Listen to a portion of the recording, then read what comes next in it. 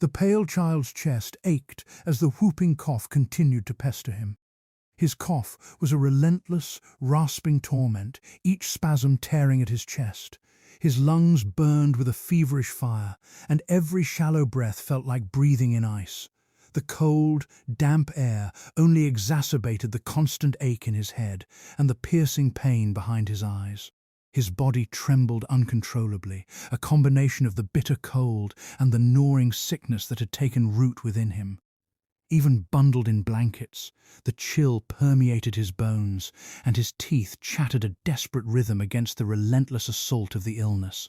His brown, moppy hair was sweaty and frozen against his cold forehead. He was bundled in blankets, walking beside his mother, Nadia. His top and bottom teeth struck each other in a frenzy of chattering blows as the harsh winds blew over the low mountains of Hungary and into his hometown of Lidmara. This child's name was Mortis Malognus. Nadia, a stunning woman of short stature, whose fair skin and gentle eyes bore a magnetic aura, never told Mortis who his father was. Young Mortis knew little about his mother either. She knew she lived in a temple with monks in the Lidmaraean mountains. He knew she made her leave. He knew about the magic.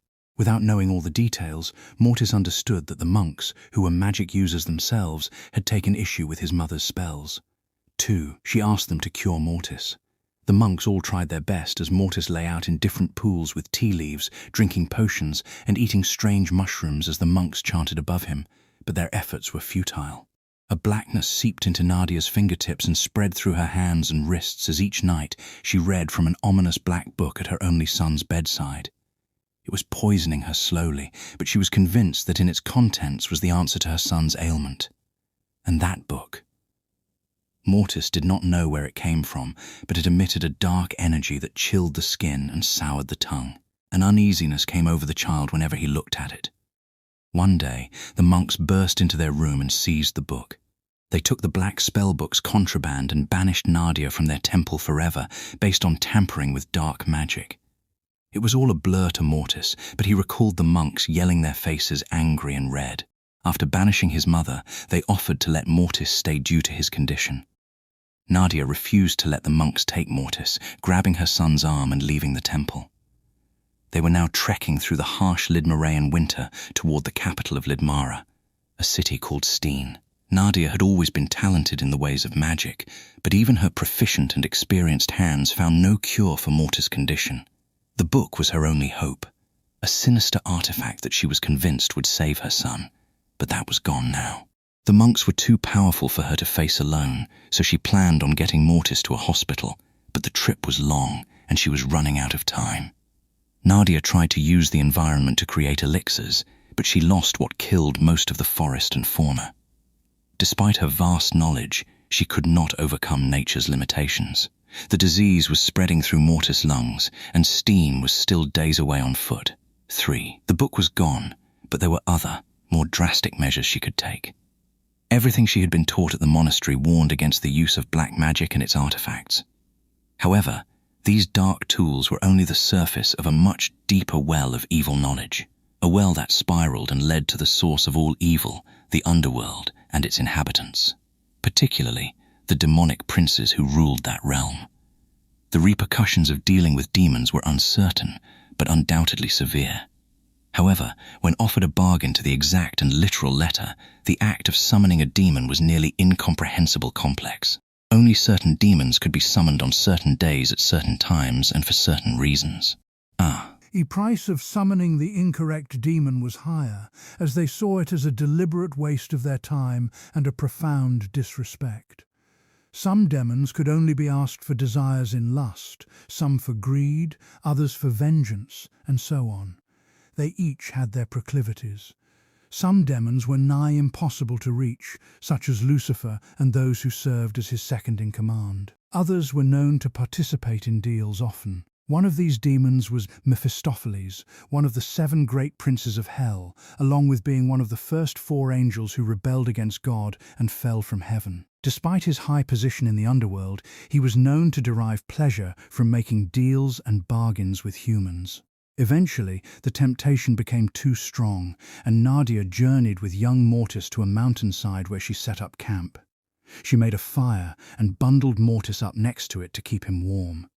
She began muttering the incantations to invoke Mephistopheles. She drew an inverted pentagram in the snow with fire rings around it and a fire in each seal as Mortis stirred in his bundle of blankets. He rolled over as the cold wind pierced his face like 100 needles and faced his mother as she began the forbidden ritual.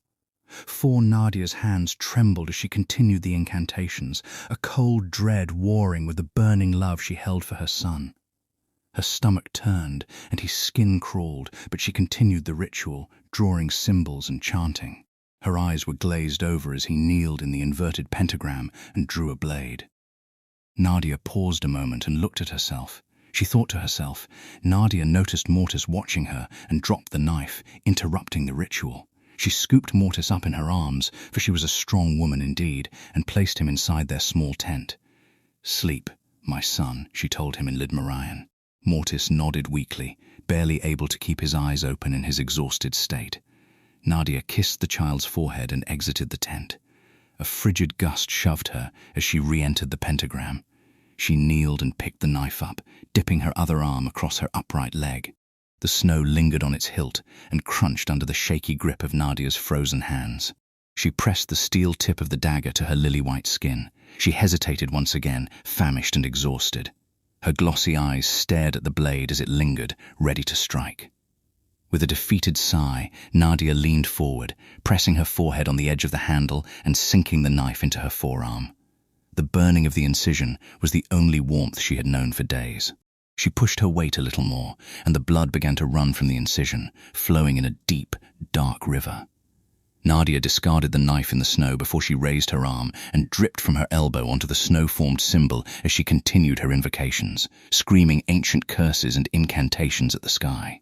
At the sound of these screams, Mortis peeked his head out of the tent, but he remained silent as he watched the ritual. The ground shook with a powerful rumble, and the ground split before Nadia into a snowy canyon. 5. From the icy rose Mephistopheles. The demon prince was a tall figure with red reptilian skin. He wore fine purple and black garments made of silk, hanging from one shoulder and covering his waist and legs. His head was large and serpent-like, and his ears were pointed like an elf's. He had a thick black mane from his head down his spine. His hands were long, and his tiny fingers had black claws. Mephistopheles rolled his neck and looked down at the kneeling Nadia, still bleeding. He spoke in a hoarse, commanding tone, almost a hiss. "Rise, child," said Mephistopheles as he crossed his arms. Nadia stood, but her eyes remained fixed on the snowy ground. "Look at me," the demon said, and so she did. "Why have you called me away from my realm, Nadia? You know me?" she asked, surprised. Mephistopheles chuckled in a way that sent shivers down Nadia's already frozen spine. "I keep an especially close eye on the humans that practice mag." "See as you may be.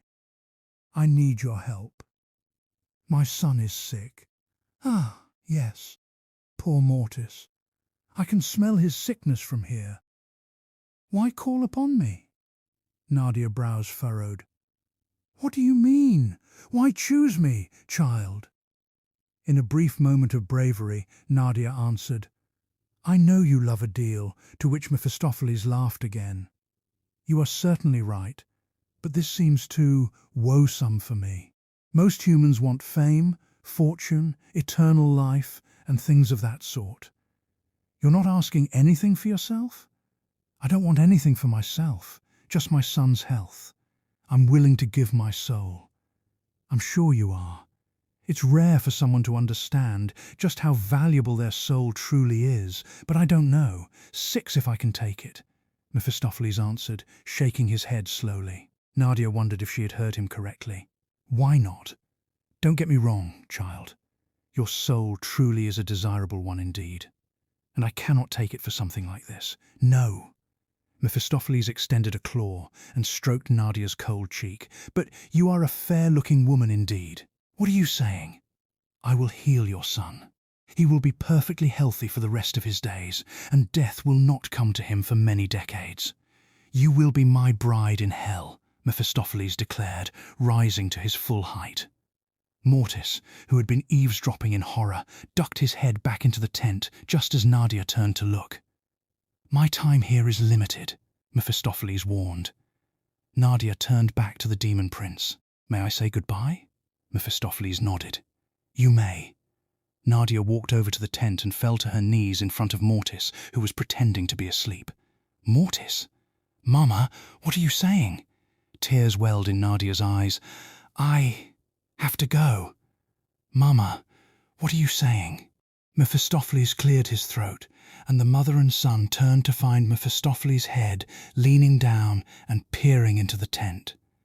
Mortis screamed and jumped to his feet, hugging his mother as he saw Mephistopheles, who waved a clawed hand.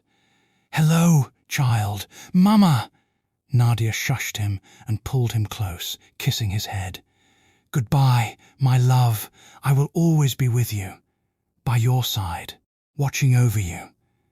Mephistopheles approached and separated the two as Mortis screamed and Nadia cried silently. 7 demon prints placed a hand on Mortis's head as the child squirmed and screamed. "Be well, boy," said Mephistopheles. The demon put an arm around Nadia's back and walked her into the rift he had made in the earth. Mortis ran behind them and watched as the fist into Mephistopheles' back. Mephistopheles turned, clacking.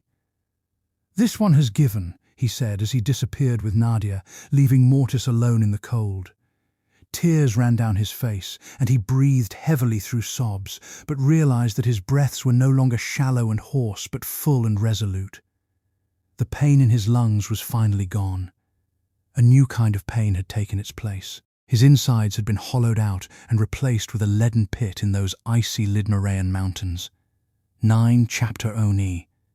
"Quite the party, Rob," said one of the many guests at the gala. Billionaire Robert Edwards, tall and distinguished, never forgot a face. The man before him was Charles Chuck Ryder. Chuck Ryder was a journalist in his mid-30s and had a nose for high-class events like this. Ryder was convinced there was an Illuminati-like conspiracy among the elites of Ravens Point, a sister city to New York City, and the second largest in the state.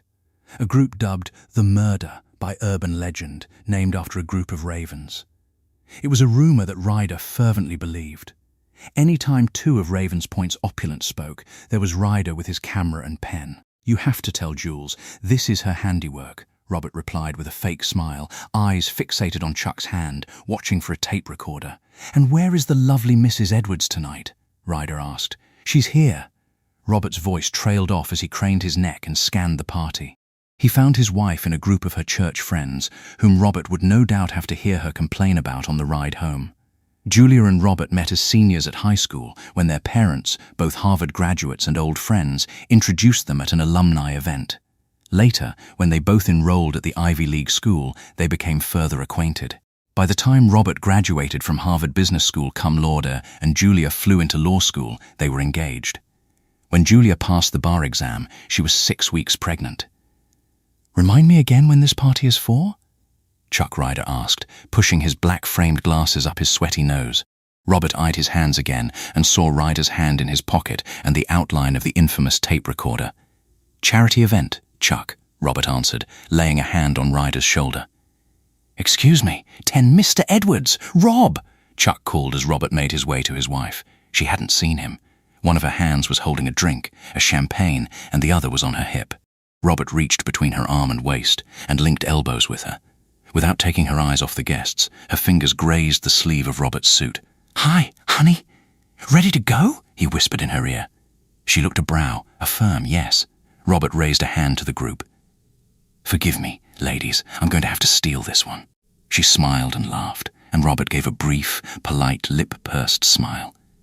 10 minutes later, their Rolls-Royce glided through the cool night air.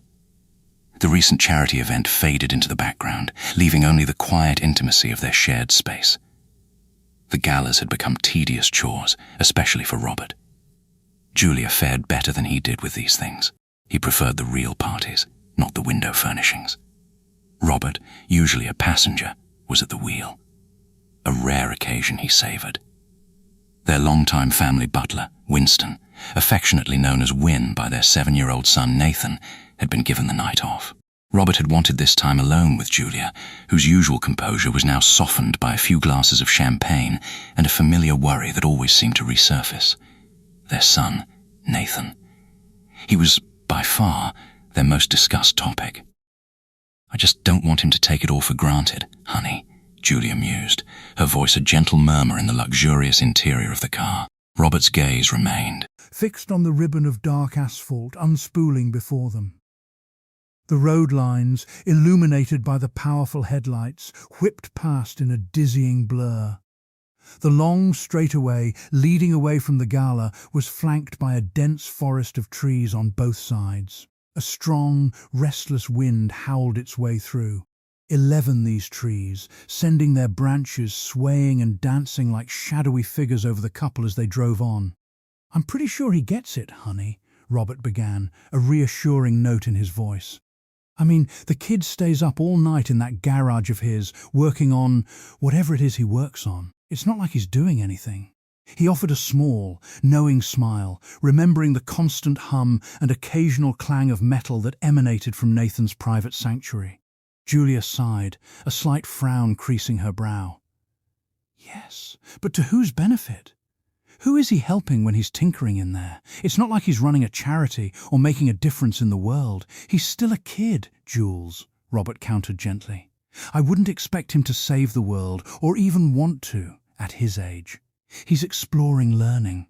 I get that, but he also needs to understand the weight and responsibility that this company comes with," she insisted, her tone earnest.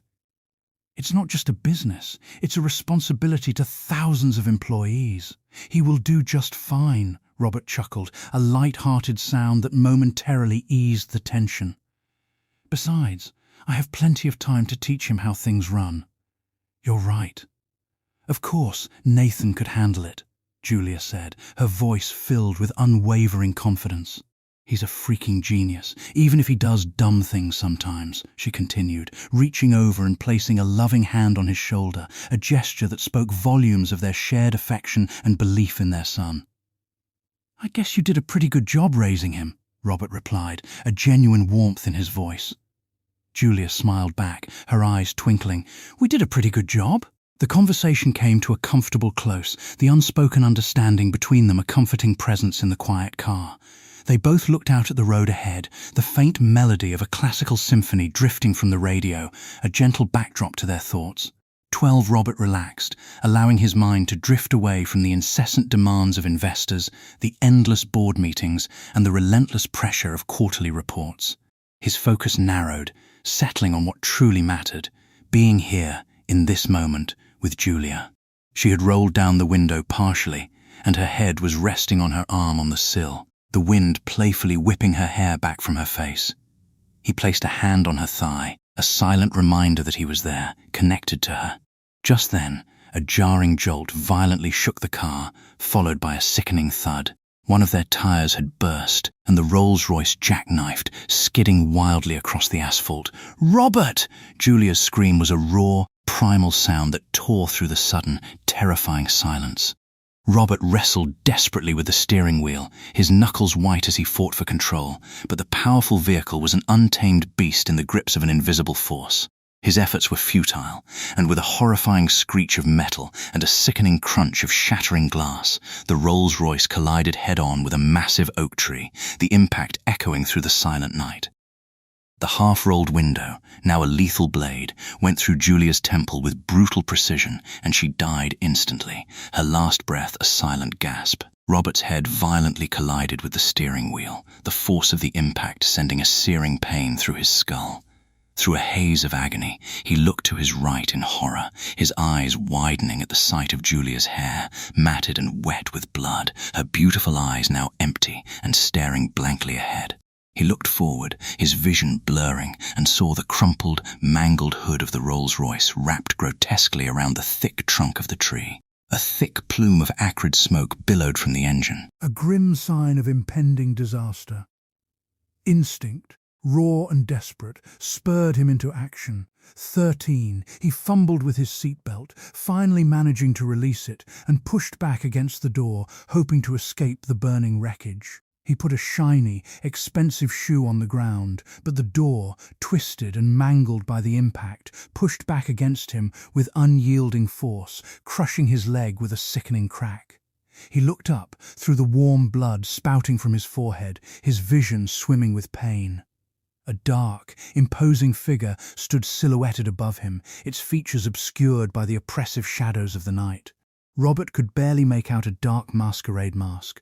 "Should have played ball, Rob," said a familiar voice. 14th chapter TWO. Nathan Edwards, son of billionaire couple Robert and Julia Edwards, was 17. He was tall like his father and lanky like his father was at his age. He did not have the stern and hard gaze of Robert, though, but had taken his mother's eyes. Green and deep like mysterious waters. With his parents off at another charity event, Nathan had fallen asleep on the garage yet again. He was sitting at a workbench with his head resting on a series of designs for a new kind of turbine that was lighter and more compact than anything on the market. His drool was leaking onto the designs on the early hours of the morning when he felt a hand shake his shoulder. "It's Saturday," Nathan pleaded in a search for more sleep. When there was no answer, Nathan rubbed his eyes and finally lifted his head before turning in his chair. Winston, the Edwards' personal butler and assistant, Nathan's whole life, was visibly choked up. He was an old man now, in his early 70s. He had been shrouded in mystery, hired out of a British Special Forces team by Nathan's father some 30 years ago. He had not divulged much to Nathan. However, he was Nathan's closest friend and had been something of a third parent his entire upbringing. He was always serious, never dressed in anything informal, but never failed to be kind and lend an ear. Now, this wise and stoic man's weathered cheeks were home to a stream of tears. Nathan's demeanor softened. "What's going on, Win?" "It's your parents, sir. I'm afraid they were in an accident last night coming home from the gala." 15. Nathan stood up and grabbed the keys to his Maserati, a gift for his 16th birthday, his pulse quickening. "Well, where are they? Are they all right?" He began walking before Winston could answer. He turned back. "Win? Which hospital? Win?" Winston was still standing by the desk while Nathan hovered at the door. His eyes were glued to a picture on Nathan's desk of Nathan and his parents when Nathan was young. In the picture, Nathan was on his dad's shoulders at the beach, and Julia was hugging Robert's arm. A tear fell onto his polished black shoes as he realized this family would never be together again. Nathan broke through Winston's ruminations. "Win, come on, let's go!" "They're gone, sir," Winston answered weakly with a shaky breath. Nathan returned to the desk, running a hand through his messy black hair. "Gone? What do you mean by gone? Like life-flighted? Tell me where my parents are, Winston. Gone where?" Nathan never called him that. He never called him Winston, always Win. The old man finally looked up from his shoes and at the frightened young man in front of him, and all he could see was the little boy he had helped raise. "They're dead, sir. I'm sorry." Nathan froze, staring into Winston's face. Winston had handled death before. He had been tasked with notifying families when a loved one had passed before. This was not unfamiliar territory, but now it was Robert, a man who had invited Winston into his home and trusted him to protect his family. Winston maintained his bearing and looked back at Nathan, refusing to break his gaze. Nathan's keys fell from his hand and clanged on the floor of the silent garage. He sat down at his workbench again and began to examine the turbine designs. "Sir," Winston's voice trailed off as Nathan turned away from him and buried his head in the work. 16. Winston took a step toward him as Nathan's shoulders began to bob and heave as he sobbed, and Winston placed his hand on his shoulder once again. Nathan whipped around in his chair and stood, embracing Nathan as he sobbed and coughed into Winston's suit as Winston patted the young man's back. 17. Chapter 3H. After a week, the 19-year-old Nathan was sitting in a grey office room at a round table with Winston, some lawyers, and his parents' executor of the estate.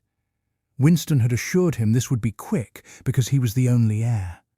The executor of the estate rattled off some cousins, aunts, and uncles that Nathan had never met, allotting $1 million to each of them. Nathan looked up from the papers he had been in the crowd of nearly 1,000 at the procession. But then again, maybe not. After he was done naming the relatives, he came to Nathan's section of the will.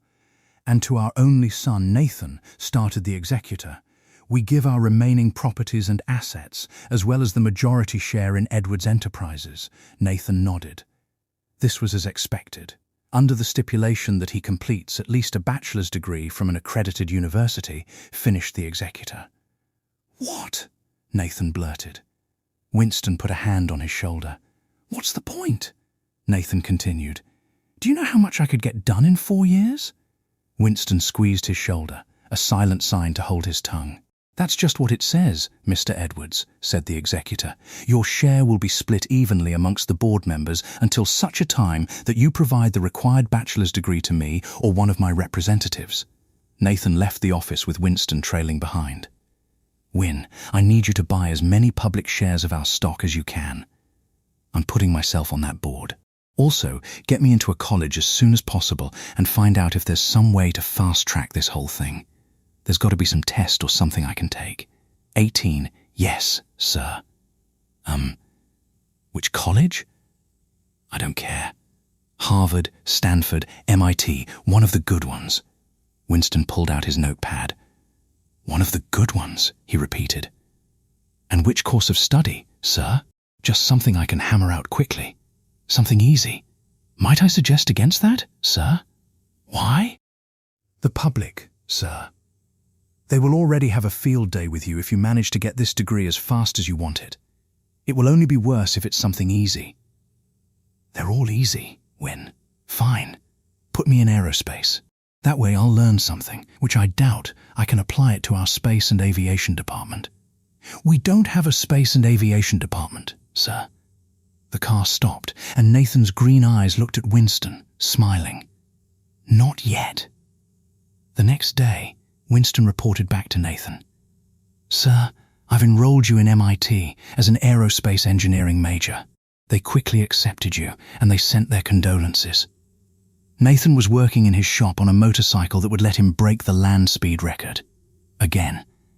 Yeah, that's great, Win. What about the board? I purchased 5% of Edwards Enterprises' public shares in your name, and you are now a member of the board. The first meeting is tonight at 5. The price of the shares was... I don't care about the price, Win, Nathan interrupted. Tell me about these meetings. What are they like? Well, sir, I've never been to one, but I have discussed them with your father. And? They will come after you, sir. They think you're young and stupid. They will try to convince you they know best. They may even tell you to sell the little shares you currently have. Do not budge. You mustn't budge. 19 Nathan put his hands on Winston's shoulders. Thank you, Win. Is there anything else? Yes, sir. Your classes begin tomorrow morning at 9. Did you figure out some way I can fast-track this whole thing? You have a meeting with the dean tomorrow afternoon. She said they do not usually allow such a thing beyond standard accelerated programs, but she is willing to discuss it with you. Nathan prepared for the board meeting. He mustered all the office, donned a navy suit, and combed his longish, messy hair back. He felt like he was going against his parents' funeral or his own. He arrived at the board meeting 5 minutes late. A purposeful tactic. He had chosen not to start without him. He strutted in and took a seat in the only remaining chair in front of which was a paper tent that simply said, Edwards. Hello, Nathan, said Joseph Alexander, the former vice president and current chief executive officer of Edwards Enterprises. Nathan put his hands on Winston's shoulders. Thank you, Win. Is there anything else? He was bald man, large, but not fat. His reading glasses sat on the edge of his nose as he read over the pages in front of him. He was sitting at the end of the long table, the former seat of Robert Edwards and his wife, Julia. Robert held the majority share at 51%, which, as I'm sure you're all aware, you've checked your bank accounts. This warranted small chuckles from the board, that his share has been divided amongst the board members evenly. That is, excluding Mr. Nathan Edwards, because he, of course, became a board member after this transpired. 20 Alexander continued. Nathan holds the inheritance to the 51% stock of his father under the condition that he earns a bachelor's degree. Nathan cocked his head to the side. He hadn't told anyone but Winston about the stipulation, and the executor of the estate was sworn to secrecy. He doubted Winston would divulge such a thing. Robert was a dear friend of mine, Alexander continued, as was his wife. It is my full intention as the leading shareholder and CEO to bring my company to new heights. Mild applause broke from the other board members before subsiding. The first order of business, I believe, is to rethink our pharmaceutical and medicine department. The latest venture, the automatic insulin injectors, was ingenious. Thank you, Nathan, for that. Nathan cracked a small smile as he thumbed through the provided packet. However, continued Alexander, we lost a fortune on those rates. I'm philanthropic. I'm sure you will all agree on the motion I presented at last month's meeting to raise those prices, as well as many others in that department. All in favor? Every board member raised a hand except for Nathan, who had been holding his tongue until now. You can't do that. What was that, son? Asked Alexander. Speak up. It's Mr. Edwards, Nathan answered, louder now. Alexander laughed audibly. Oh, my apologies, Mr. Edwards. Now, tell us, what did you say? You can't do that.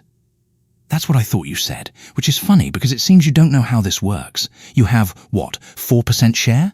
5. Alexander smiled. Right. 5. My mistake. I have 39. Everyone else at this table agrees, so that's 95. We can, Mr. Edwards, and we just did. Now, 21, unless you have further comments, I would like to get this over with. The game is on soon. Nathan was silent the rest of the meeting. When he returned to his suite at Edwards Tower, Winston was waiting. How did it go, sir? They're tearing it all down, Win. Everything. They don't care what my father thought. They didn't give a damn. It's worse than I thought, answered Winston. We need to fix this. Yes, sir. Did you tell Joe Alexander about the college stipulation in my father's will? Of course not, sir. I haven't told anyone. Why do you ask? He mentioned it in the meeting. How would he know that? I'm not sure, sir. This is troubling, though. Yeah, look into it for me, okay? I'm going to the garage. Good night, Win. Don't forget you have classes starting tomorrow. I won't. Thanks, Win. Winston nodded politely and retired for the evening as Nathan went to the garage, where he cranked the volume of his speakers and blasted music while working on his bike. The suspicions raised by Alexander continued to bother him. 23 Chapter 4. Joseph was sweating at it. He collar underneath his hood.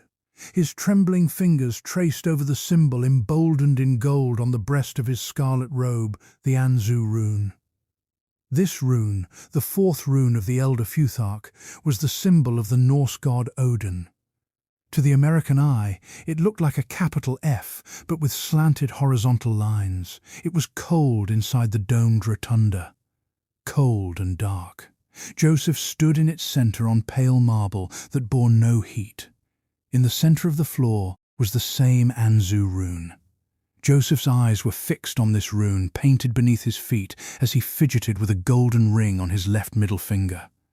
There was no Mrs. Joseph Alexander. In a semicircle opposite Joseph were 8 podiums. In the center was a lectern. On this lectern was a scroll. From behind the 8 podiums emerged 8 hooded figures, faces shrouded. One by one, left to right, they each lit a candle on their podium, magically illuminating the rotunda. Their faces, now barely visible from the candlelight, were half covered by masquerade party masks. These masks were dark violet, with small wings on the sides and a golden trim around the eye holes. In the candlelight, Joseph could also see the Anzu runes on their cloaks, just like his. Next, a 9th hooded figure approached the central podium. His hands traced the agenda, and he spoke. Brothers, let us begin our meeting with the Raven's Creed. In unison, all 10 men proclaimed, Fly Hugin, and let us be strong in thought. Fly Munin, and let our memories be clear. Guide us, Odin, and give us strength. Flock together for darker days. The creed reverberated through the rotunda and up into its domed ceiling. Stuffed heads of elephants, giraffes, lions, and more watched on as the cabal attended to matters below. 24. Before we begin, said the man at the lectern, shall any concerns be raised? The hooded figures at the podiums sounded off one by one, each with a resounding, No, Grand Chancellor. Very well. Our first order of business concerns Brother Robert Alexander has tasked with a very crucial mission recently. And were you successful? For the first time since the meeting had begun, Alexander looked up from the floor and at the Grand Chancellor, who was awaiting his response. Yes, he stammered. The white of a grin was visible in the shroud of the Chancellor's hood as he received this news. The Edwards are dead? Yes, Chancellor. And the boy? Will he be of consequence? Not foreseeable, Chancellor. He will be doctored as we ordered, and last I heard, he is attending classes at MIT. He should be out of the picture for another 4 years.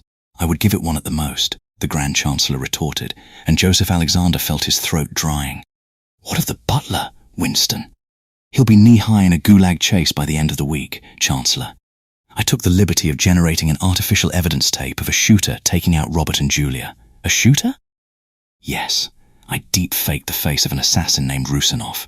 He's Russian or Yugoslavian or... He's Yugoslavian, interjected one of the hooded figures at the podiums.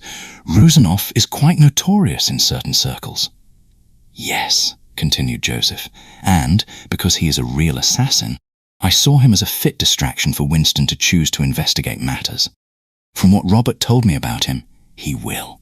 I even sent hidden messages to his phone containing fake orders from an anonymous, 25 source to kill the Edwards. So, if they investigate, not only will they be led to a fake hitman who has done malcrimes, by the way, but they will have done no contract. Nothing but an anonymous order that even Rusanov won't be able to explain.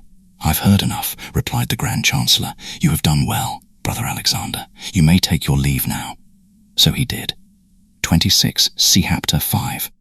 The next day, Nathan skipped his first day of classes and strolled into the Dean of Admission's office in a fashionable 5 minutes late, wearing a stained shirt and jeans. Instead of attending his classes, he had chosen to spend the day in his garage tink. Ring with a motorbike. When Winston convinced him that he must, at the very least, attend this meeting, he rushed out the door without bothering to shower, change, or freshen up whatsoever. You are aware that classes began today? I was informed just moments ago that you failed to attend any of them at all. Nathan opened his mouth, but he was interrupted. Don't answer that. You're an adult. You can make adult decisions. Whether you graduate or not is entirely up to you. If you ever want to meet your parents' money, that's the fine with me too. Nathan winced at the mention of his parents, the way one winces when they brush a fresh wound. The Dean of Admissions, whose name Nathan was now realizing he had not bothered to learn, continued. I was informed that you are requesting an accelerated program. Nathan nodded and looked down at the nameplate on the desk. Dean of Admissions is all it read. We offer a 3-year program where you take classes in the summers and obtain your degree a year faster than otherwise, but this is a year-round commitment. That's not exactly what I'm looking for. What is it that you are looking for? 27. I just need to complete my degree as soon as possible. Mr. Edwards, you understand you do not have to be here.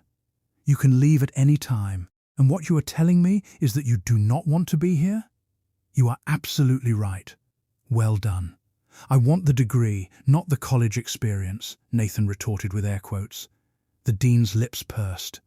At this, I will consider your request. For now, I suggest you begin by visiting the dorm room I've heard you also haven't been to.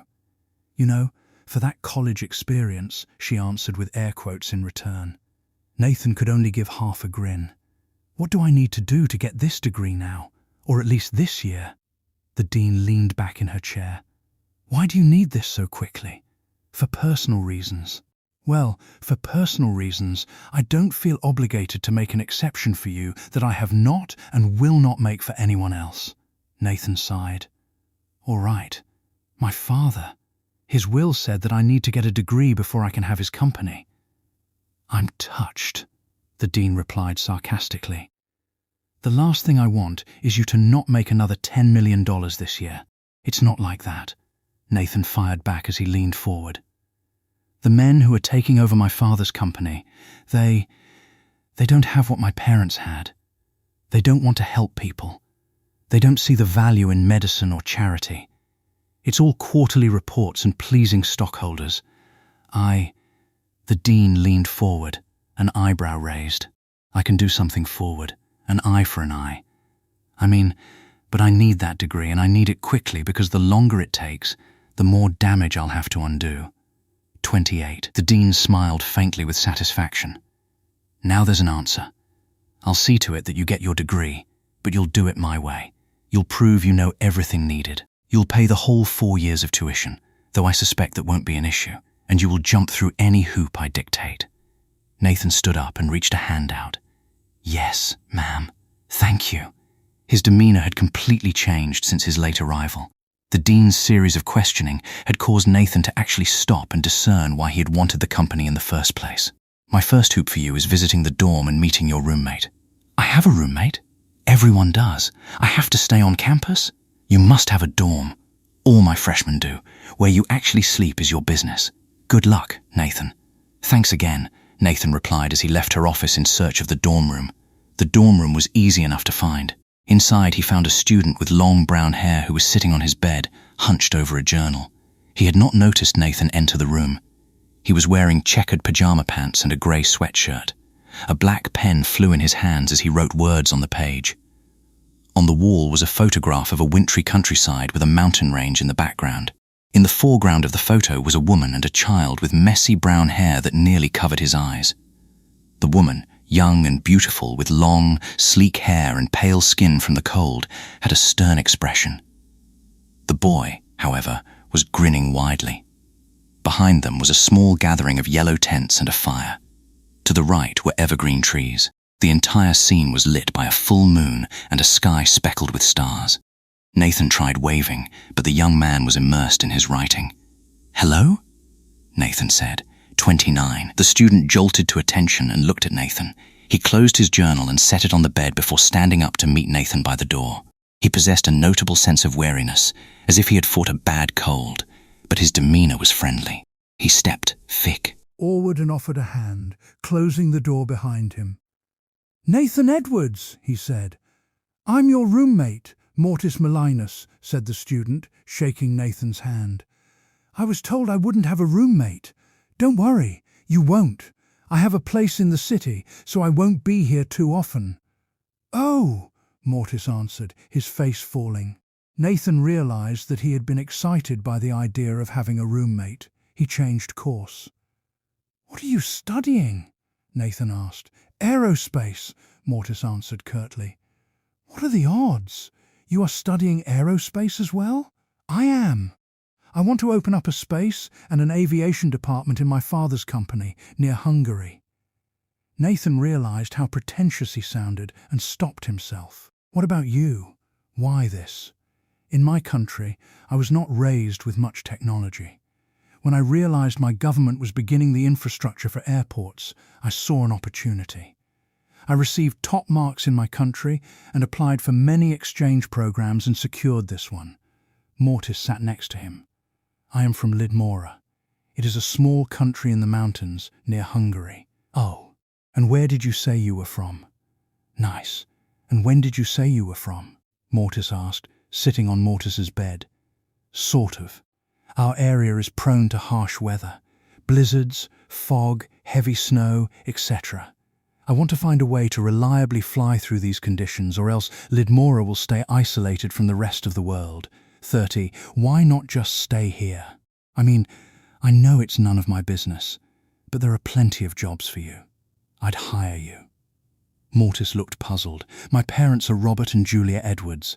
Mortis's expression was unchanged. Nathan realized he had never met someone who did not know who his parents were. It would be like not knowing who the president was. They used to own Edwards Enterprises. We work in pharmaceuticals, tech, engineering, auto, all sorts of things. The only thing we never really touched was aerospace, emphasis on space. "You want to go to space?" Mortis asked, head cocked. "I want to explore our options. It's just like you, connecting your country to the rest of the world. I want to connect the world to the rest of it. Well, whatever we find." Mortis's eyes narrowed. "You'd hire me?" "Of course. Except it's not exactly my company. At least not now." "What do you mean?" "I need to earn a degree before I can take over." "I see. Your father must really value education." "I guess he did. But he always told me that he would just teach me how everything worked. He never got the chance, though." "And your mum?" Mortis started off. Nathan sensed it was a sensitive subject and clasped Mortis's shoulder. "Nice to meet you, Mort. I gotta get going." Mortis cleared his throat. "Yes, you too." Nathan returned to his suite on the top floor of Edwards Tower, where Winston was sitting in the common areas in an armchair, sipping tea and flipping through a packet. 31. "What's he reading, Win?" Nathan asked, throwing his bag on the dining room table and began rummaging through the cupboards. "Coroner's report," Winston answered bluntly. Nathan paused his food search and looked at Winston. "Next time, lie." My apologies, sir, but I don't like the story the police department gave us. The whole burst tire thing? Yeah, I don't like it either. Your father made many enemies in his day, and I've been systemically eliminating each possibility. It was just going to say it would be like him to buy cheap tires. Nathan found a granola bar and walked into the common area, unwrapping the snack. Wait, how many names are you going through? 986. Geez, Win, maybe try being thorough, Nathan chuckled. Winston finished his tea. Hilarious, sir. Each of these individuals would have reason to kill your parents. That's a nice thought. Where's the car? Nathan asked. Pardon? The car they took, the Rolls. Where is it now? I almost forgot. I received a call that it's waiting at the impound lot for us. They don't fix it up or anything, do they? No, they'll collect their Vidance and such, scrub it over for any shards of glass or remains. Southern Tire won't be changed out. I don't believe so. Nathan stood up and grabbed his keys. Come on, Win, I'm driving, Winston followed. At this hour? 32? It's only like 10. What do you mean? I mean that there won't be anyone there. We won't be able to get your car. Besides, we'll need to change out the O. As you wish me now? Nathan asked as they entered the elevator. Winston nodded as the elevator descended to the parking garage. Ah, the parking garage, Nathan exclaimed in his terrible British accent. I doubt you wouldn't do that, sir. Nathan laughed as he hopped in his Mustang. 15 minutes later, they were parked outside the impound lot. You keep driving like that, sir, and you'll be forced to let me drive, Winston said as they got out of the car. Whatever, old man. See the car? Nathan asked as he tapped at his smartphone. Ah, the impound/salvage system. The small front end was caved in and the windows were smashed. Nathan grabbed the fence and began climbing. Oh, come on, Nathan protested, not even looking back. I'm getting too old for this, Winston griped as they climbed the fence and hopped over. They landed on the other side and paused for a moment. Nathan checked his phone again. What are you doing? Winston asked in a hushed tone. Nathan showed Winston the screen. He had deactivated the impound/SALVARM system. It's my car. I'm not hurting anyone. Let's go. They jogged over to the destroyed car and began examining it. Winston looked at the tire and placed a finger in the bullet point. 33. I've seen this before, he said. What do you mean? Nathan asked. Look, see how there's no bubbling or anything on the tire? Yeah. Winston pulled an implement from a pouch on his side, a pair of tweezers. Why the hell do you just have that? Nathan asked. Winston looked at him with a straight face. To pluck your eyebrows, obviously. You can't be serious. Winston chuckled. What have we here? Winston reached into the tire with the tweezers and pulled out a small shard of metal. As I suspected, Nathan squinted. What am I looking at, Win? Fragment of a frangible bullet. Basically blew the tire out from the inside. They break into all these tiny pieces with a moving vehicle. I'm not surprised that most of them ended up on the road or elsewhere, probably half a mile before the crash. Someone shot out the tire? Indeed, and I intend to find out who. Back at the tower, Winston went to work investigating the bullet and trying to identify a shooter as Nathan retreated to his room to rest. In the middle of the night, he woke up to Winston. Sir, I've found something. What am I looking at? Nathan asked. Nathan groggily followed Winston to his office, where there were files and notes strewn everywhere. On his monitor was a display of grainy, colourless footage. What am I looking at? Nathan asked. Luckily for us, sir, your father was a paranoid man. Any of his vehicles, he installed nearly indetectable cameras for security. Initially, they were put in for 360-degree surveillance after a series of attempted insurance claims against your father. People would see the Lamborghini or Rolls-Royce and try to brake, check him for a quick buck. Things like that? 34, you just thought of looking at this? No, I reviewed it immediately after I heard about the accident. At least, what we thought was an accident. However, in my first scan, I didn't find anything. Now that I have this, Winston raised the shard of the bullet. I know I was looking in the wrong places. Look here. Winston pointed at the screen. I'll enhance. Winston clicked his mouse and entered focused commands as the scope of the image narrowed and commands became sharper. Winston continued. If you play it frame by frame, there, the flash. He's hard to see. Clearly, our shooter had a suppressor for these nighttime conditions, suggesting some level of competency. If I focus on the location of the flash, a man's face became visible, but just barely. Winston enhanced again and ran a reverse search. A screen came up, rifling through names and databases until ultimately stopping on one name, Vladimir Rusanov. Russian? Nathan asked. Why would the Russians want my parents dead? Hard to say, Winston answered. We do have a history of military contracts, but I don't know how we would be connected to the Russians. I want his last known location, Win. Right away, sir. Nathan paced the office, looking over the scattered notes and files as Winston tore through the annals of the internet. A contact of mine says he was last seen in Steen, Lidmora, 4 days ago. He could still be there. Winston finally answered, turning in his chair to look at Nathan. What are you going to do, sir? A boyish smile crawled across his lips. Knowing me? Something stupid. As I feared. 36, Chapter SX. The next day, after finishing his classes, Nathan returned to the dorms, where he found Mortis tinkering with some kind of circuit board with green energy emissions coming from it.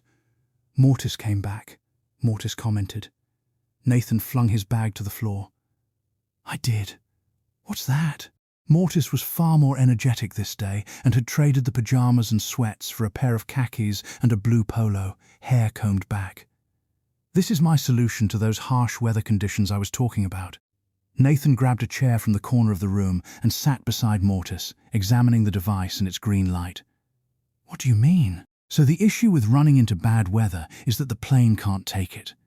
The issue is that, with low visibility, they can't land, and they have to circle and wait for it to clear up, which burns up fuel. Theoretically, if fuel weren't an issue, wintry weather conditions would not be either. These aren't tornadoes or lightning strikes I'm contending with. It's just strong winds and heavy snowfall. The obvious answer is to find ways to improve visibility, and there are thousands of people working on that as we speak. Did you know that airplanes have used jet fuel and avgas for nearly 100 years? It's worked fine up to this point, but think about the rest of the transportation world. It's time for a change. That's why I developed this. Mortis held up the board. I call it LASH, or low-altitude solar harnessing. It solves the problem of solar power, needing all those panels, by having just one ultra-refined panel that can absorb and use as much energy as 18 standard-sized solar panels. This is amazing. Mortis dodged the compliment. Yeah, I guess. 37, no, Mortis, really. You could change lives with this, not just planes. I'm serious. When I get my father's company back, there's a position for you. Thanks, Nathan. There are still plenty of issues, though. For one, the new panels are extremely fragile. Too much reinforcement and you defeat the purpose. Which is to keep costs down. Yes. Why would anyone buy this with the power of 18 panels if it costs the same as 50 panels? I would purely for the value of its low area. The material would need to be lightweight, perhaps aluminum or magnesium.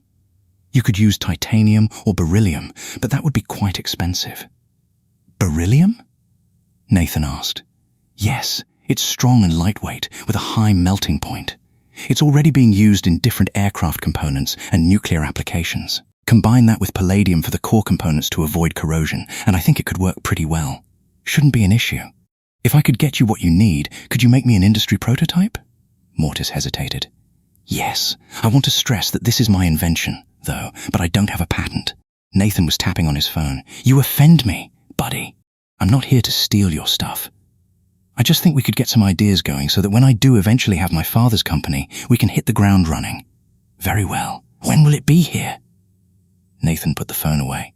Already on its way. You'll have a degree before the prototype is done. End of this week? Day after tomorrow, Mortis. In this world, speed kills. Yes, but I have classes. 38 Nathan was already out the door. 2 days! He called out as he left, returning to Edward's tower. Winston's description of the child's suit was of a set of schematics he had developed, but never found the right material for their applicability. It was one of those scenarios where he had come upon an idea that was just too big for him at the time, but he was invigorated to tackle it once again and even more excited to bring the premise up to Winston. 5 hours later, Winston was looking over Nathan's shoulder at his workbench in confusion. "What is it?" Nathan was showing Winston detailed schematics for a man-operated militaristic flight suit. It was going to be the first project of my space and aviation department. I guess it still can be. You've been thinking about this for a while, haven't you? Yes, but not in this context. Originally, this design was meant to allow liberated exploration of space, but I kept running into issues with durability and, more importantly, fuel retention. Just not enough juice, no matter what I tried. What changed? Nathan briefly explained the conversation he had with Mortis about lash technology. Winston hesitated and looking around the garage. It was a whirlwind of scattered parts, scribbled notes, and scrapped pages. "You want to use this to get to that assassin, don't you? You disagree?" "Nathan, you don't need me to tell you that what you are doing, what you plan to do, is dangerous." Nathan's eyes went back to his workbench. "So I don't." Winston's posture righted, and he crossed his arms. "Very well. What do you need from me?" "For now, just try to get eyes on this Rusinov guy if you can. See if he's still in Lidmora or if he's moved. 39, I already have a beta version of this. With some minor changes and this new tech, I can make it combat ready. I'm giving that Mortis guy a job, I swear. You can't give anyone a job right now, sir." "Well, yeah, but when I take things over, which can't be done until you get the degree, shouldn't you be focused on that? What has the dean said about an accelerated program?" "Still waiting to hear back. Win, I can't believe you. You want me to let this guy go?" "No, I don't want anything to happen to you." "You're sure about this? You're sure about this guy?" The flight came together over the next few days. Nathan continued his studies as well as his conversations with Mortis, discussing ideas and innovations revolving around the LH technology. Nathan had always been honest about his intention to create an individualized flight suit with the capabilities of operating in extreme conditions such as space, underwater, and frozen tundras. However, he omitted his current mission of entering Lidmora in search of Rusinov or fear of Mortis reaction. He struggled with this choice, his mind flipping between possibilities like television channels. He hoped that Mortis would understand if he knew the full story, but simultaneously, he feared that Mortis would see it as an attack on his home. The secret continued to fester in his conscience, but he ultimately decided to withhold the information from his roommate and partner in innovation. Nathan would return home each day and toil away on the new suit, which quickly became a piece of armor, strengthened through beryllium, titanium, and a flexible blend of steel and other materials. He spent every waking moment testing its applicability in countless scenarios, and his evenings dreaming of soaring over Ravens Point, across the ocean, and into the frosty city. 40 of Steen, Lidmora. He equipped the suit with thrusters, high-precision lasers, a helmet featuring eye-tracking artificial intelligence, communications with Winston, and a plethora of other tools at his command. The countless features would be too much for any normal power source, but harnessing the low-area solar energy utilization system, combined with his endless resources, allowed Nathan's imagination to run free as is. He constructed his weapon as well as his shield. The LH tech gave the entire suit a faint green aura from its emissions, and the lasers were strikingly emerald. Always one for style, Nathan matched the suit's colors to the emissions, making it black and green with white highlights. Mortis asked many times to see this flight suit, simply believing it to be a vehicle for exploration, but as Nathan reflected upon his war machine, he had to politely decline and come up with excuses each time. As Nathan was putting the finishing touches on his new suit of armor, Winston walked into the workshop. "The suit is coming along nicely, sir. I like the choice of emerald. Matches the emissions from Mortis's tech. I was originally wanting to do blue and gold, you know. Might have been a bit over the top. Does he know that it is being used for this? Mortis? Does he even know there is a suit?" "He knows there's a suit, and he knows I'm using LH, but no, he doesn't know about the mission. Shouldn't he?" Nathan snapped at his oldest friend. "Look, Win, the less people know about this, the better, all right?" Winston pursed his lips and nodded. "Very well, sir." Nathan knew he was wrong, but too angry to admit it, he began donning the armor. "What are you doing, sir?" "She's ready," Nathan said as he put his hand in an emerald gauntlet. Is Rusinov still in Steen? 41, as of this morning, yes. How will I contact you when you're in that thing? I have a comm system. Nathan paused for a moment from putting the armor on and handed Winston an earpiece, which he put on. He put the helmet on. See? His voice channeling through the comm system and into Winston's ear. Inside the helmet, Nathan saw a LED board of notifications, system updates, energy levels, ammunition stores, and more. All at his disposal while still leaving room for his peripheral and direct lines of sight. Very nice, sir. When do you expect you'll return? Yes, and more. All at his disposal while still leaving room for his peripheral and direct lines of sight. Let's hope so. Nathan finished equipping the suit and left, traveling over the Atlantic in just a few hours. 42 Chapter 7. The trip over the Atlantic was brief as the suit ripped through the sky. With a top speed of 1,986 miles per hour, Nathan felt like he was reliving his first time on a half-coaster to the 9th degree. After about 2.5 hours, he was finally over Steen when he patched into Winston. Where is Rusinov? Last I knew, he had burrowed himself in the city's subway system, keeping a low profile. Not low enough. Nathan hovered over Steen until he found an entrance on the street leading down to the subway system. He soared through the air and into the entrance, wind flying off him and blowing onlookers back as they exclaimed in amazement and fear. Nathan flew through the tunnels at low speed, scanning for Rusinov.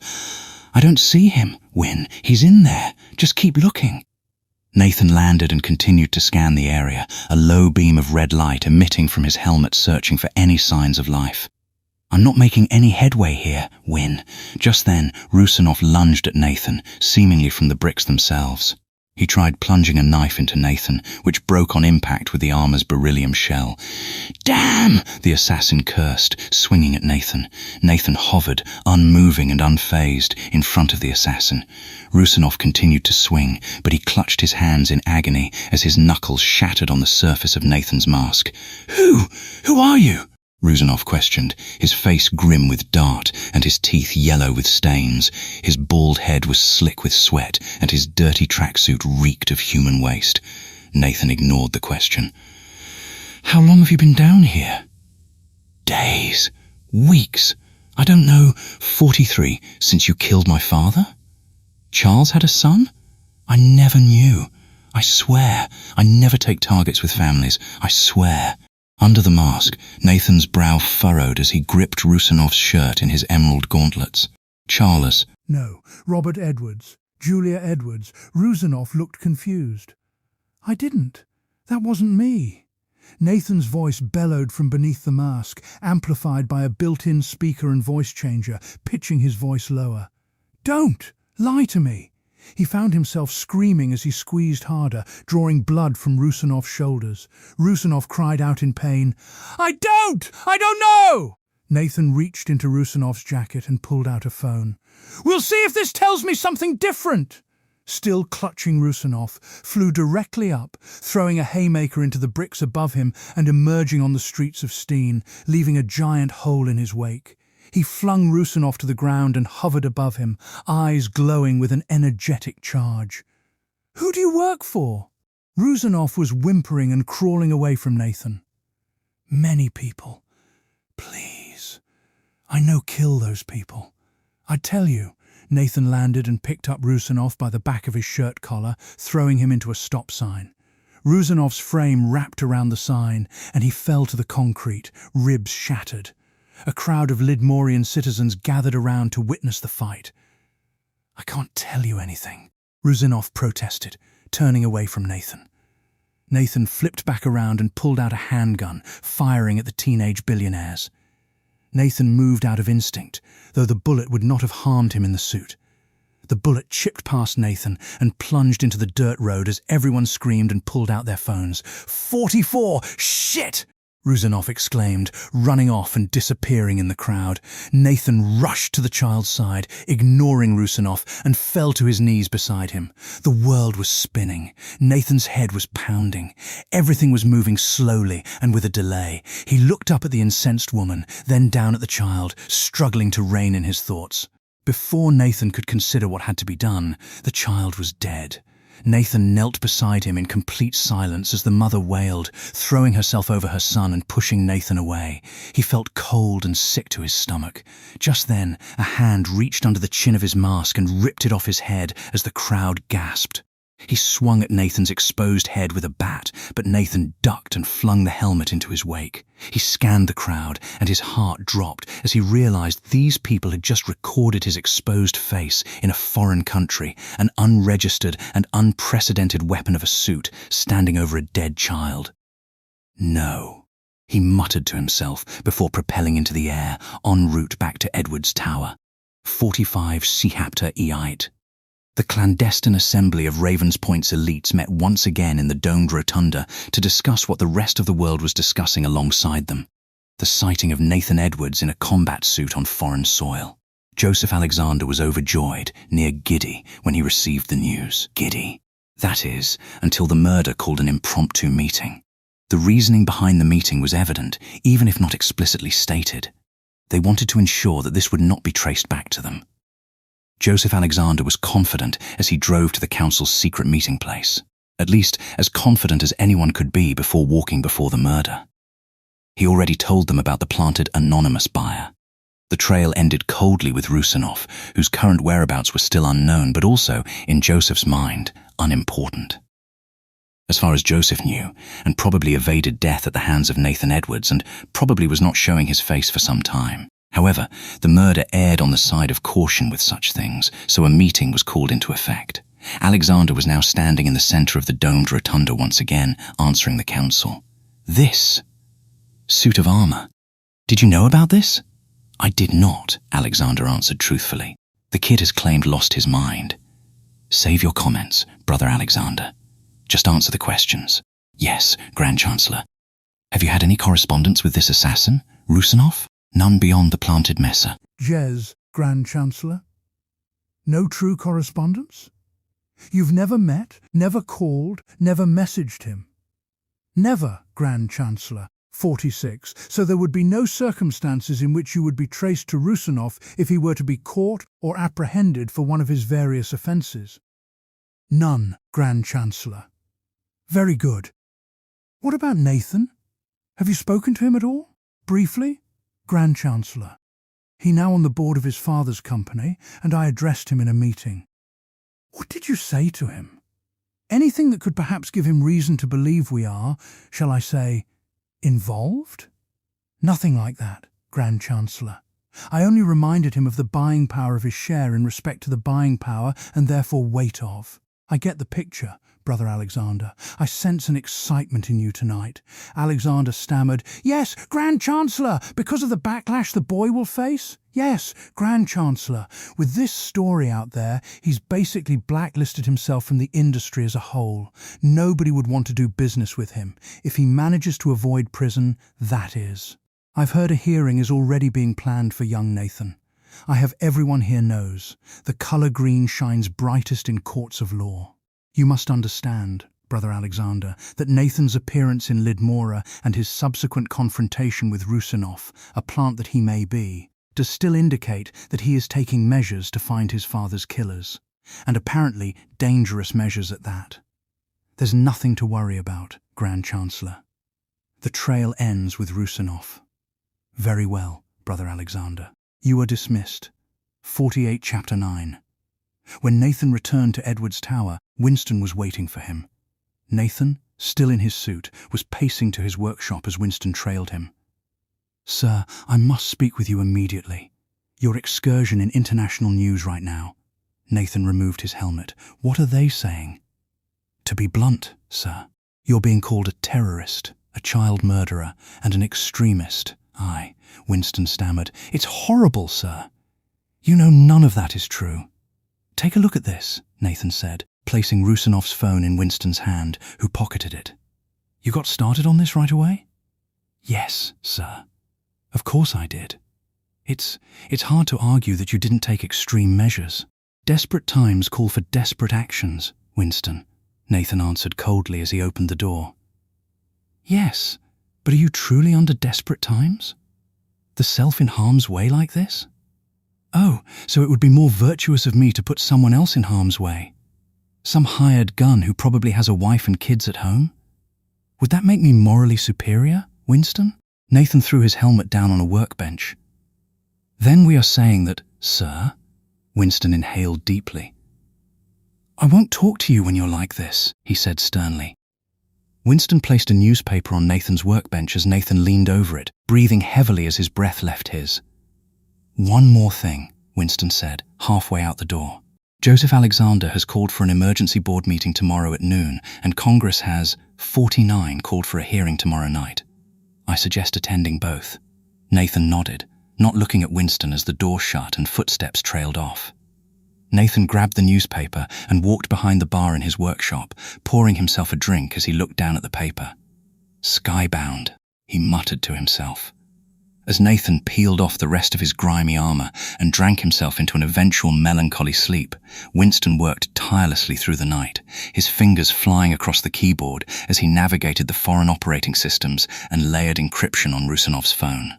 There was a message detailing a request to kill Robert and Edward, but no contact was saved, no number or email was provided, and no other apparent digital calling card seemed present, but Winston continued to dig. He was eventually able to trace the anonymous and direct text messages and found the timing of the message and its location of origin to be congruent with Alexander's whereabouts. Winston selected what he due to his letting on of the knowledge of the yacht trip of the Edwards.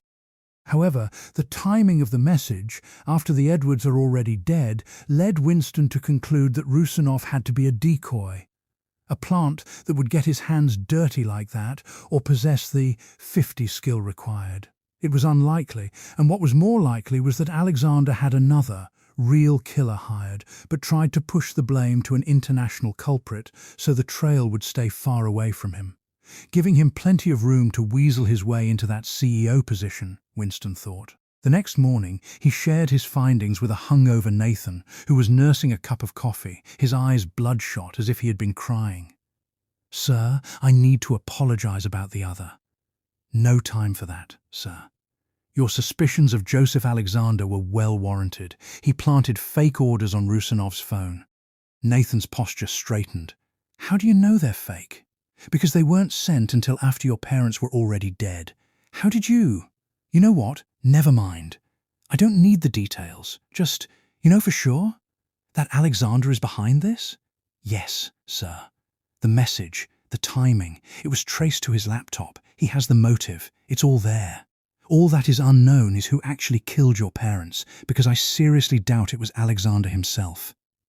Unlikely, Nathan answered. Going back to his coffee just then, there was a knock at the door, and Nathan stood. Don't answer it, Winston advised. Nathan walked silently to the door, holding his coffee and peering through the peephole. On the other side of the door was Mortis Malinus. Who is it?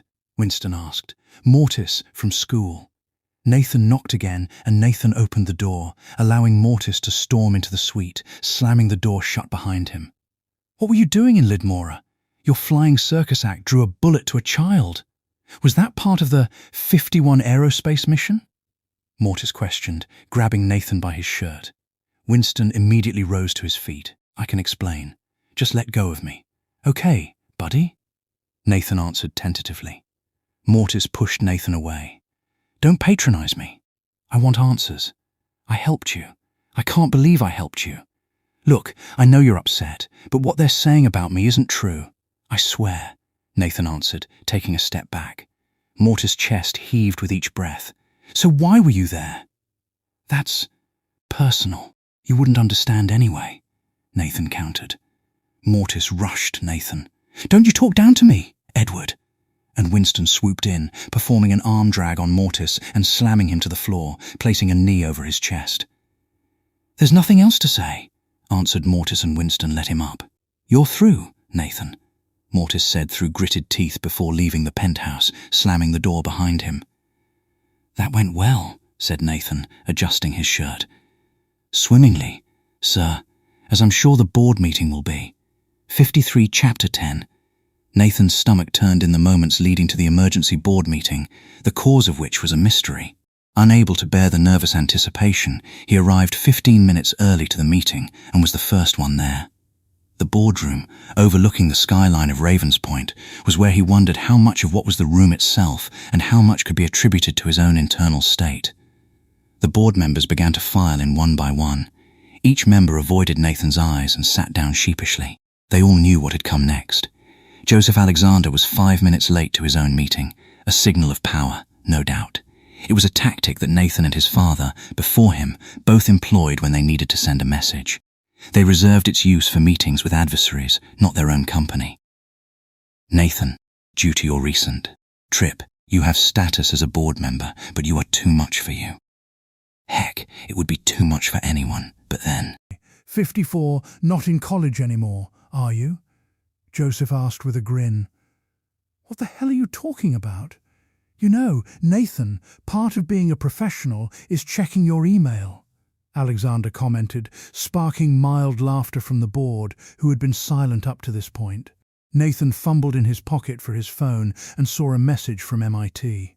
Since you dragged your roommate down with you, Alexander commented. How did you? When did? Nathan stammered. I have my ways, Joseph Alexander answered, standing up and walking over to Nathan. He slumped back into his chair, his face burning red. Alexander continued, Not the best way to snag that degree, huh? Guess you should have been happy with the 5% you had because the board has already decided. You're out, son. With this, Alexander leaned in so only Nathan could hear.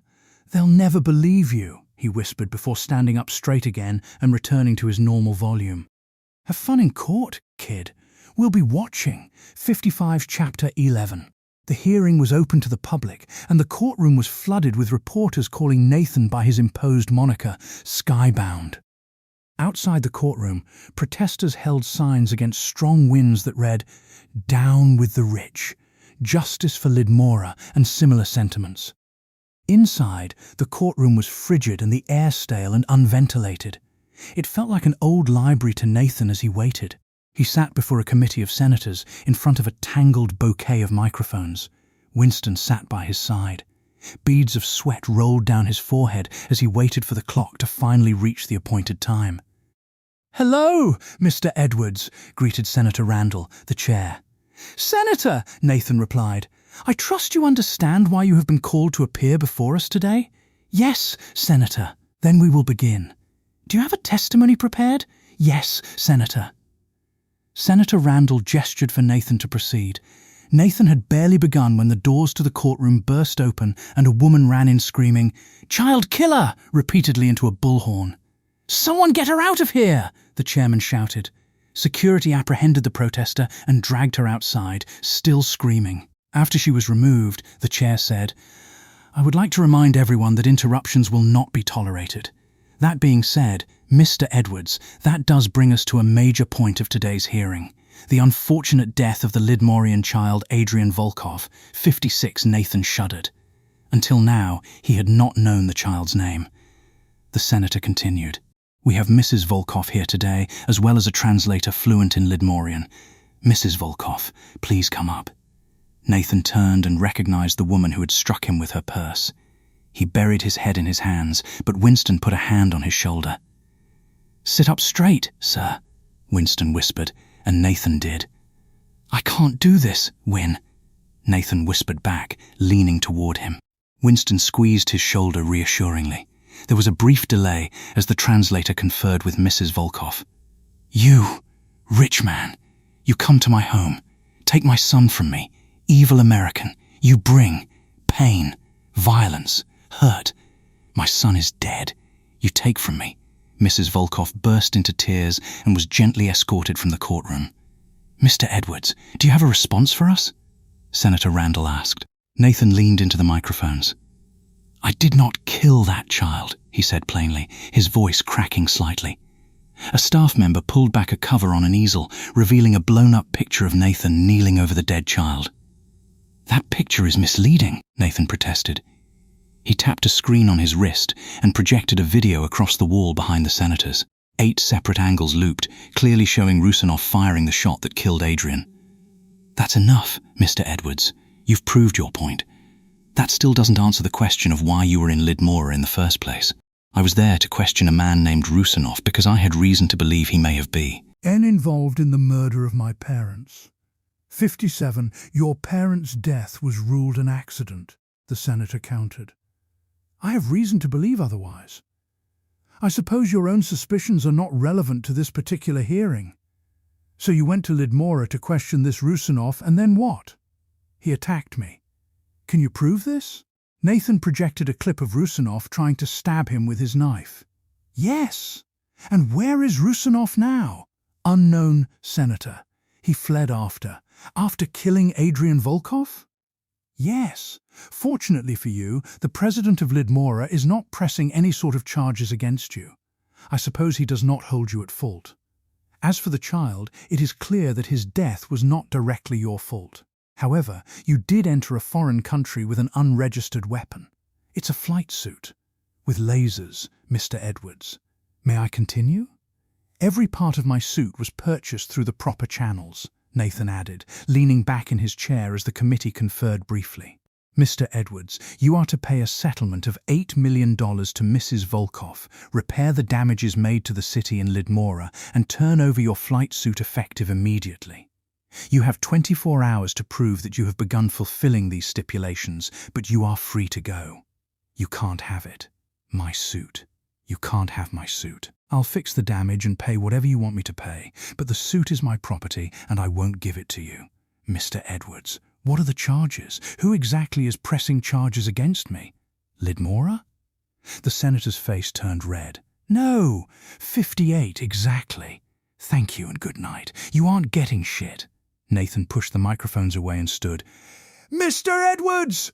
The senator exclaimed, but Nathan was already walking out of the courtroom through a horde of reporters, Winston behind him. True to his word, Joseph Alexander was watching a live broadcast of the hearing from his condo, sipping a drink and standing in front of his widescreen television, when Senator Randall delivered his final verdict, the payout and suit turnover. Alexander hurled the glass at his wall, shattering it. Just then, his phone began vibrating. He pulled it out and saw a cryptic message, 21:30. Shit! Alexander cursed. Another council meeting, 60 Chapter 12E. Good evening, Brother Alexander. These meetings are becoming quite frequent. Yes, Grand Chancellor, your ongoing situation and half-hearted rivalry with Nathan Edwards is growing tiresome, both for myself and the rest of the council. A golden goblet was hurled at Joseph Alexander's skull, and the Grand Chancellor stood from his elevated seat. If you understand, then why does he continue to be a problem? Please explain to me, Brother Alexander, in precise fucking detail, why he is even remotely still on your radar.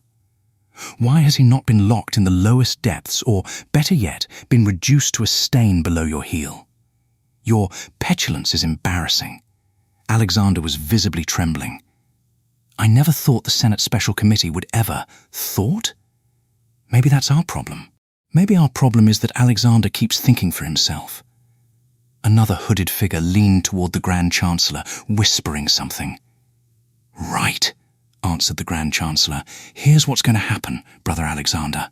You, or your men, or team, or whatnot, are going to get the plans for that skybound armor of Nathan's, and you're going to make your own suit to kill him if you can. Whether you can take the suit or not, the schematics are crucial.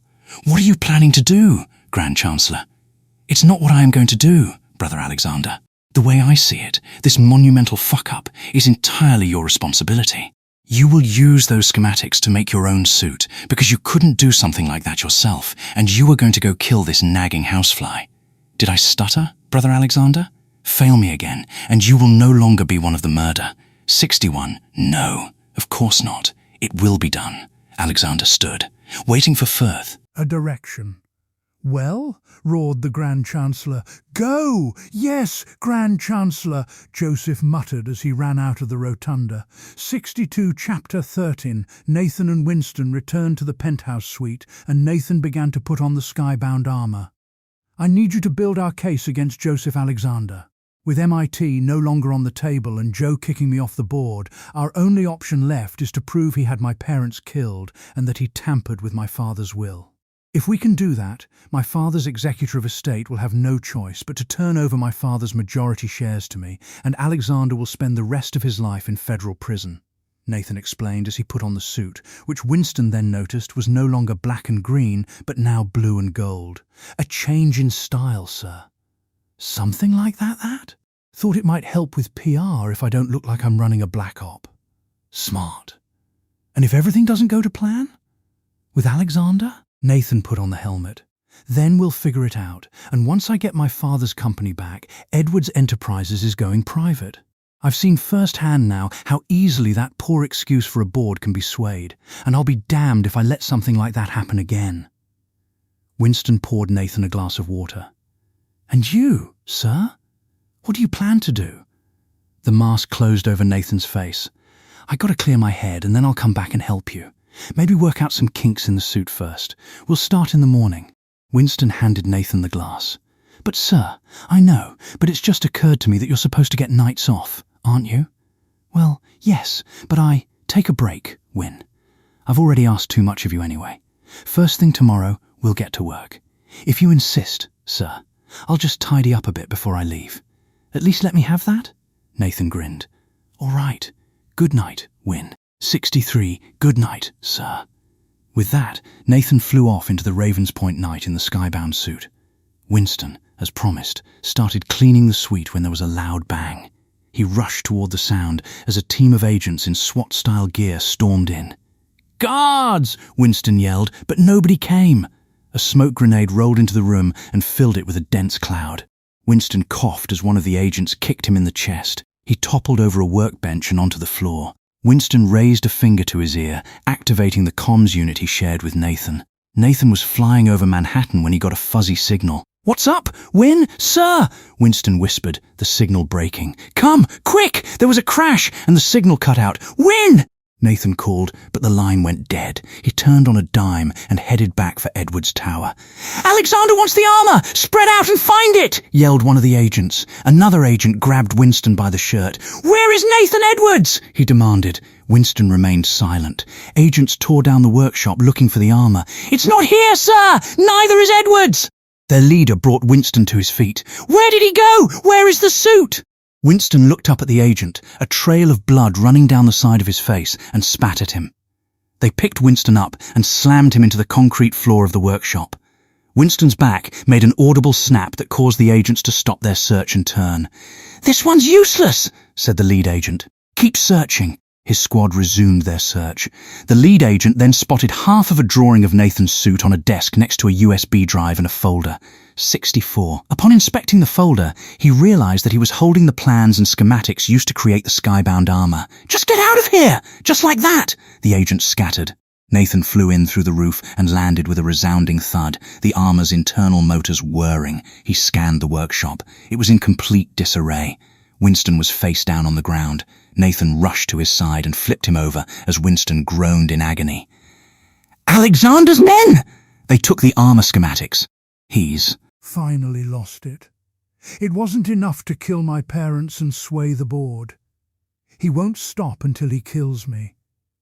With those schematics, he'll have everything he needs to make a suit of his own. We have to stop him, Win. Are you all right? Can you stand? Winston choked back tears and spoke between pained breaths. My back. I think they broke my spine, sir. I'm sorry. I couldn't stop them. Winston tried to stand, but he had lost all control over his faculties. He could only look up at Nathan in despair, and he closed his eyes in his guilt. Nathan felt shattered as he looked over this broken old man, his closest friend and the nearest thing he had to a father. A man who put himself in harm's way time after time for him and had always provided insight when he needed it most. Nathan, still in his suit, reached under Winston and carefully picked him up. It's going to be okay, Win. Let's get you out of here, said Nathan, leaving for the nearest hospital. I'm sorry, sir, Winston muttered. I'm so sorry. Still holding the injured Winston in the metallic arms of his suit, Nathan landed in front of the hospital and carefully brought him inside. 64. Upon inspecting folder, realized holding plans schematics used create Skybound armor. Just get out here!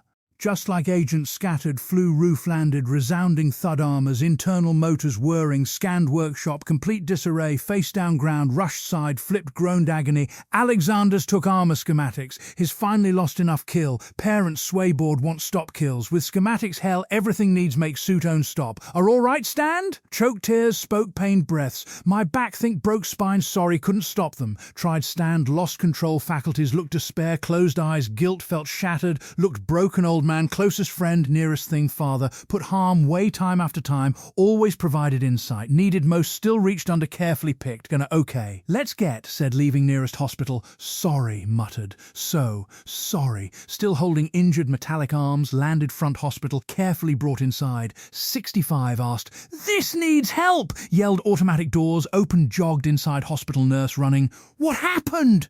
Looked, gasped, your Skybound news mask opened. My name friend needs help. Answered bluntly. Right, take care. Lowered gurney nurses away. Tried follow, told stay, let know. Okay, visited paced waiting room visions, creating rival flashing mind.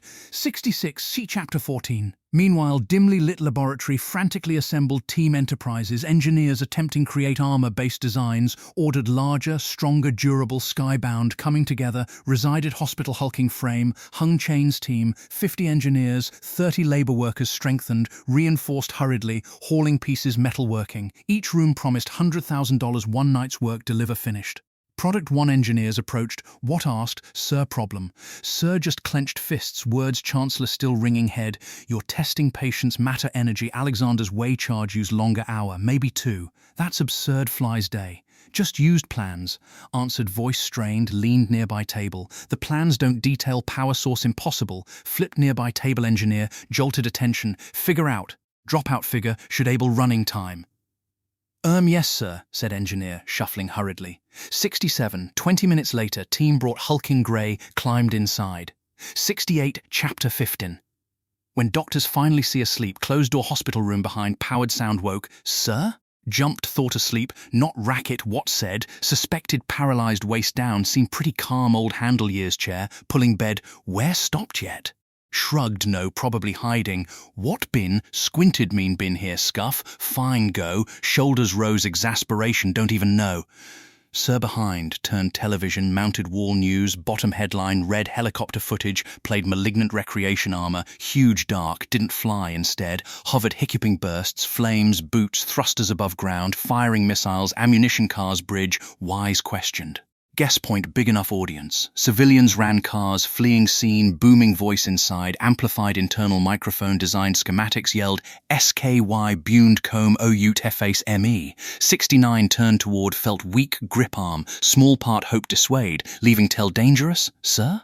What managed weak smile, kick-ass posture, straightened wave purpose, came cracked, returning grin eyes, gleaming, ill back no mask, closed face. 70 chapter S16. Ran hospital room, blue gold, tour hall full, sprint loud whirring. Each step reverberated hall weight, 500 pounds end hallway, found window, tried open, locked mechanized fingers, dug concrete surrounding gripped pain, ripped horror, observing nurse just turned corner. What doing? Demanded dropping workbench carrying, turned, all pay! Turned back toward whole wall, sprinted dove, headfirst opening, looked focused, heading toward bridge moment longer, orphaned rich boy, skybound, armored hero, scanned horizon using suits, internal artificial intelligence, quickly located devastating path destruction left behind in infrastructure weakened, bowing weight, pedestrians, vehicles, bridge, littered smoking vehicles, smashed, upended, strewn tyrannical releasing artillery fire haphazardly.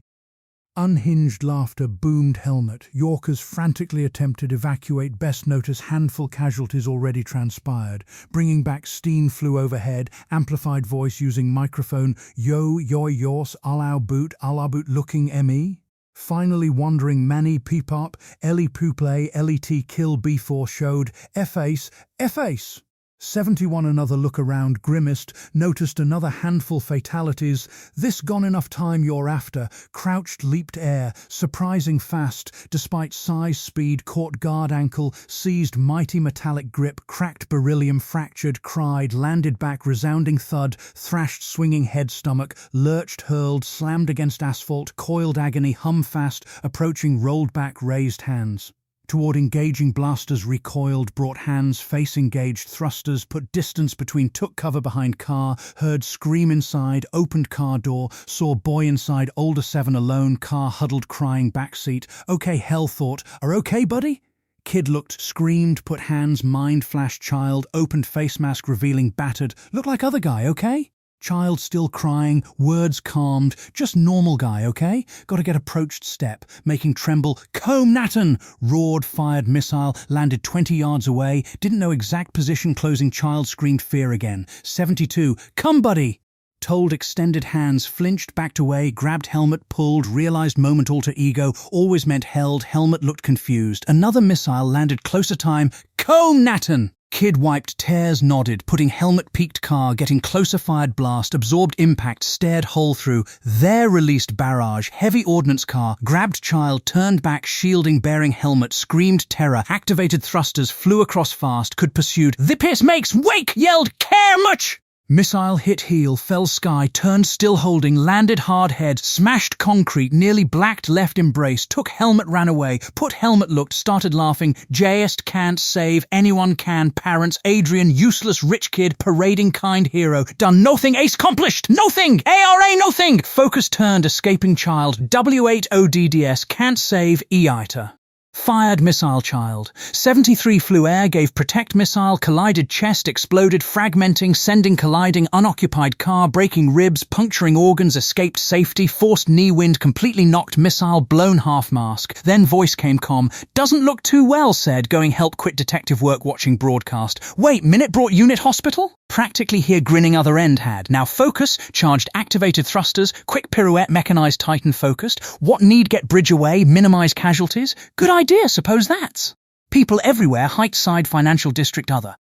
The Stat Liberty closed public right, answered coolly. Great going, destroy national monument, sure want bite arse later only option, fired artillery, hitting statue chest, protected impact, unmistakable flew, crashed vacant car regaining bearings. 74 picked, 1 cars hurled, yaw, were, wake, idwards, jest, like father, beffer. Ducked, continued talk comms, our boy can't fly, how get there? Give ride, flew, seized ankle again, time, however, ready, maximised thruster power, pulled bridge, tried thrusters, pull, fired, weakly died, what doing, demanded, what should done long, strained, immense weight hung, grip sinking calf thigh through beryllium cracked, pierced flesh, grimaced agony, almost statue kick sent flying, lady torch corrected, seized torch moment too late, came news helicopter followed stat. Liberty spotlight looked chopper, fired missile taking rear rotor sending tailspin, my visual's gone.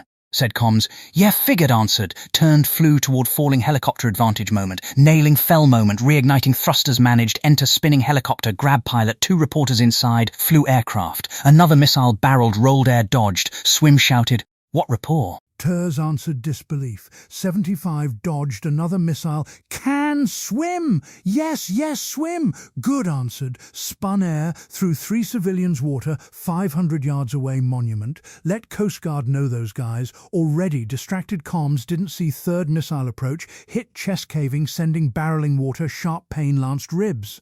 Water splashed, unconscious fell, cackled moment, everything black parents flashed through mind. Perpetual, unwavering confidence, wisdom resolute, calm demeanor, death's least imagined, bled footage, weighed mind, pictured mother, consoling window head, found halfway through father, seeing shooter whoever were last possible second, knowing nothing could thoughts drifted, mortis trusted tech bet faceboard members. Looking down committee Congress, same tampering still up there, stop. Ha, wake up, sir, sir, heard comms awoke Natan Thier. Im don't know, stop guy course, look done, all done, hurt killed including Adrian Mortis. 76, yes, made mistakes, way time downtrodden, son sitting damn bed paralysed thought give must stopped. But strong, our care, said weak laugh, hurt chest, felt damage, ribs, breath, looks almost power, guess never figured tech. Wasn't schematics, how long without power?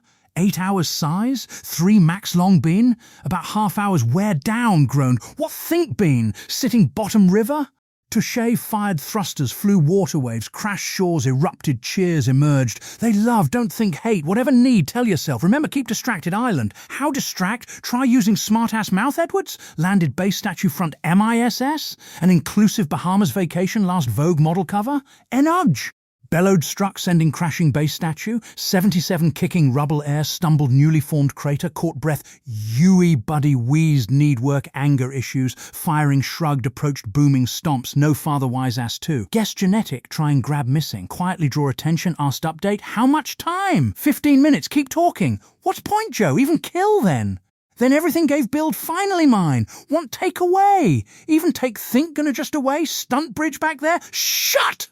Answered exasperation, charging again. Raised arm flamer, extended forearm, unloading burst fire, surprise design, newer schematics, flames found way face mask, opening severely, burning half face, scarred rest, life wanted scream pain, get far away mission, keep distracted, continued sarcastic chirping. What just anger issues? Man need quit, giant fist, clenched throat. Shit! Slammed earth repeatedly, maniacal laugh. Little help? Should almost power draw upward. 79 tried brake grip, strong head pounded violently, each slam breaking pieces. Each slam face came mind, slam mother, slam father, slam mortis, slam Adrian, slam fired blast under face mask, searing cheek, gave horrific howl, let go, whole body felt jelly, tried stand, collapsed. Now Joe! With last strength fired, thrusters grabbed, injured leg cried, fell again, found within strain, one more time, lift above statue, climbed, digging giant metal hands, ankle calf, thigh torso, reached, ripped away, remained helmet, through harbour, exposing bruised, bloody, sweat-covered, scarred voice, faded helmet fell, Net Endez now! Screamed, reared, mighty arm, ready crush head, winced, closed eyes, preparing impact. 80 man inside, collided Hudson, sank bottom, giving final desperate flicker, returned solid ground, collapsed exhaustion.